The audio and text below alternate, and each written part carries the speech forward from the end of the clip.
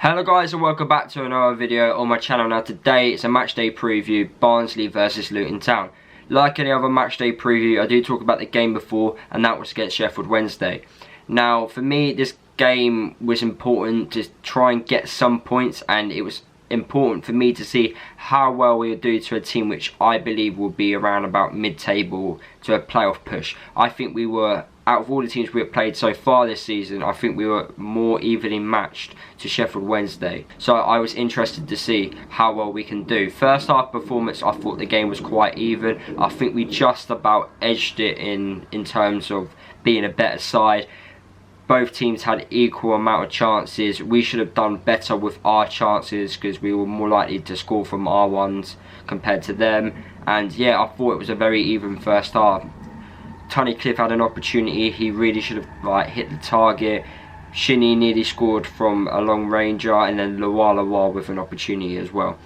Second half performance, we did not get going yet again, and we conceded within the first 10 minutes of the second half, and it was through an individual error again, and we keep gifting teams goals away, which is really disappointing. I have defended him in the past, but I can't defend him in this situation. He is at fault for it. Sluga obviously rolls the ball out. He does the right thing. He wants to create, he wants to speed things up in the game. We want to go on a counter attack. He didn't, the direction of the ball, the power, actually in fact the power in the throw wasn't strong enough. But then again, Ryan Tunnicliffe, I don't know why he checked his shoulder last minute.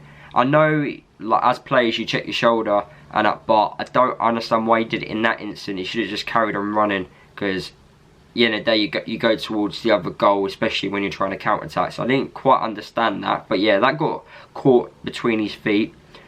Then they obviously took advantage of that. Butterfield literally just ball watched, didn't do anything, and then they crossed the ball into the box, which no one stopped. I believe Bradley was the closest one to him, and then Fletcher for Sheffield Wednesday won the header in the box, which was an easy header because Matty Pearson did not challenge for it.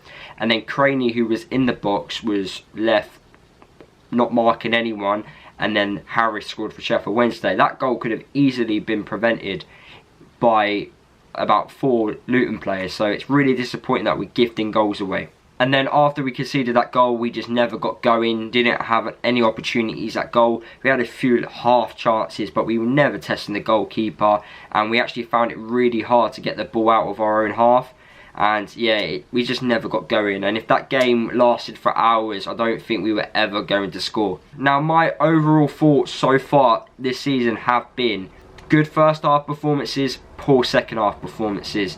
We've conceded 8 goals now, and 4 out of those 8 goals have been conceded during the second half, but during the 45th to the 60th minute in a game. Jones did mention this in his interview, that he's noticed this is a recurring theme, so hopefully this does get sorted sometime soon. I know defending wise we've not been very good in the second half, but attacking wise as well we're not been good at all. We've only had 7 shots on target during the second half out of the 4 games which we played. Only 7 shots at goal. That really is poor, and that for me is the reason why we're not doing well. We're not creating chances. So a lot of fans, they're blaming the goalkeeper, despite it's not all his fault. Some of it's his fault. However, there's 11 players on a football pitch, but you're picking 1 player. Blame others, because we're not creating anything, we're not doing anything, and that all goes down to the manager. And I know we shouldn't be slating the manager at an early stage, but it goes down to the system, it goes down to the tactics. But then I say this, but first half performances, we're performing really well. If games ended at half time, we would be unbeaten and have 6 points on the table. So I don't understand what's going on. The system works for the first half, but then for the second half it doesn't work. It's just, I don't understand it. It's quite confusing at times. But yeah, we need to stop gifting teams goals as well. But anyway, that's enough for me talking about the Sheffield Wednesday and my overall thoughts on so far this season. Let's talk about Barnsley. Barnsley, for me, last season, I believe they were the best team in the league. I felt they should have won the league, but overall we were the more consistent side. And obviously, when you go on that massive unbeaten run, you deserve to win the league. So yeah, I felt Barnsley were the better team. They are a very good side, Barnsley. Let's not forget that. Yes, they've lost a few key players during the summer. I believe at Barnsley they have like a transfer-like scheme where if you're over the age of 25 and you don't renew your contracts and stuff, they get rid of you straight away so they can make some money off you, which is it's a good way of doing it if you want to make money. But they've got a very young side, a team which lacks a little bit of championship experience. But then again, Barnsley have been, I like to say, a yo-yo club. They've always gone up and down the leagues, quite especially in the last, like, I say, like 10 years. They've also got former Luton players, Woodrow and Cameron McGeehan. We've also got like loads of Barnsley ex-players, so they're going to want to perform against Barnsley. Last season when we played Barnsley, I went to that, we lost 3-2.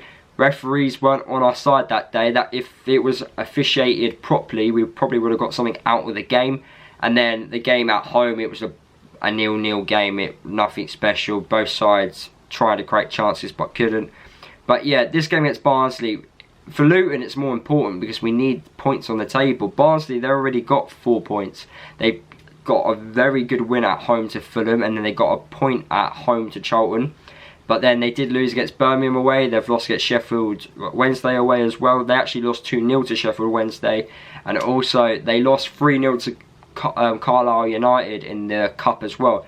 I believe they played their second team. It happens, but to beat a second team is quite good as well. 3-0 away from home by Carlisle. But so yeah. Now this game against Barnsley, I don't really want to say it, but it's kind of like a must win already during the season. Because if we don't win this, it's another game which we haven't got any points. We need points from this game against Barnsley massively. We 100% need points. Barnsley probably think this is another opportunity to keep our unbeaten run going. So they're gonna be up for it. You know, at home they're still unbeaten at home as well in our overall like season now. So we need to go there and get points. It's actually quite important that we actually do get some points. So guys, I'm going to talk about my predicted lineup which I'll play against Barnsley. I reckon Jones will keep Sluga. I think he actually rates Sluga really highly and he doesn't really ever criticise him at all. And I think, like he said in his previous interviews as well, he said that when a goal happens, the goalkeeper's the last one to get looked at. So it just shows you he wants players in front of him to do their jobs properly rather than the goalkeeper. But I still reckon he will start in goal still. I don't reckon that Luton will drop him just yet. Former Barnsley player Pearson, and then Bradley. And then right back, I reckon former Barnsley player James Bree. I reckon he will play right back. I reckon Dan Potts will come back into the team at left back after his knock against West Brom. Jacob Butterfield in the middle. I reckon Tunnicliffe, Shinnie, I reckon as well. I reckon George Moncur will start, I reckon. And the reason why I've said this because George Moncur has he said a few things since he's left Barnsley, you know. So I reckon he will start because it's his first time he gets his former club. Sometimes that happens against teams when your former player does really well. I reckon he will start. James Collins and Lawar as well. I reckon that would be my starting 11. So yeah, that is my starting 11, which I think Jones will play against this Barnsley team. I'm not going to predict my score prediction yet. I'm going to do that in tomorrow's video in my Championship weekly prediction video. But yeah, that's the end of the video, guys. Let me know what you think. Drop a like if you did enjoy it. Let me know down in the comments what your thoughts are so far this season. Do you think we've got the right system? Are you blaming Sluga despite there are 10 other players on the football pitch making mistakes? Like, let me know down in the comments, what do you think so far? Is Barnsley an important game? Let me know. Subscribe to the channel if you are new. Follow me across all my social media if you haven't done already. And I'll see you guys in the next video.